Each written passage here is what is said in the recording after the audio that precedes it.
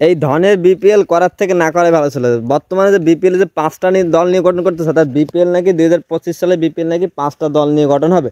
তো আমি মনে করি এই 5টা দল নিয়ে বিপিএল করার থেকে না করাই বেটার। যেখানে অন্যান্য ফ্রাঞ্চাইজিগুলো দল বানানোর জন্য চেষ্টা করে, 8টা 10টা ইন্ডিয়ার মতো দল, সেখানে 10টা 11টা দল দিয়ে তারপরে পায় না, তারা আরও দল দিতে চায়।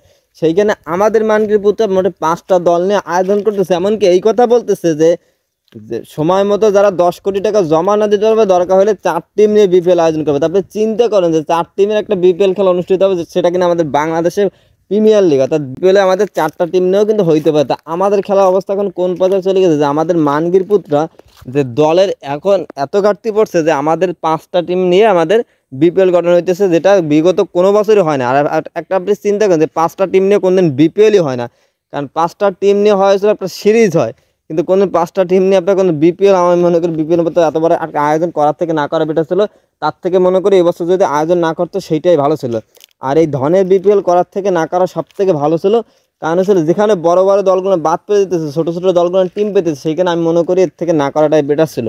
কারণ আপনি এখানে আসলে এখানে বিপিএলে দোষ দিলেও হবে না বা বিসিবিকে দোষ দিলেও হবে না। আমাদের যে মালিকানাধীন যারা আছে এরা হচ্ছে বড় মানগির পুত, কারণ এই মানগির পুত্র সব কিছু ঠিকমতো পালন করতে পারে না। কারণ এবছর বিপিএল দল নেওয়ার জন্য 11টা কোম্পানি আবেদন করছে বা 11জন কোম্পানি প্রাথমিকভাবে ছিল।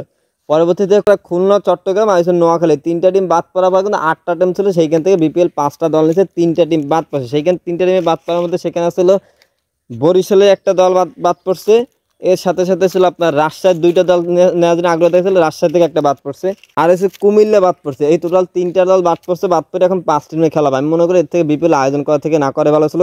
কারণ এই বিপিএল আয়োজন করে মানুষ বলবো যে খয়রাতি চো চো চো, ঠিক আছে। কারণ এইরকম বিপিএল আমি মনে করি দরকার ছিলই না। কারণ যেখানে আপনি দেখেন সব থেকে ক্রিকেটে বা এইখানে ক্রিকেটের ফ্যান বেজ ক্রিকেট দেখে কারা, দর্শকরা দেখে। তারপরে দর্শক যদি খেলা না দেখে, সেক্ষেত্রে বিপিএল করার থেকে না করাটাই বেটার মনে করেছিল।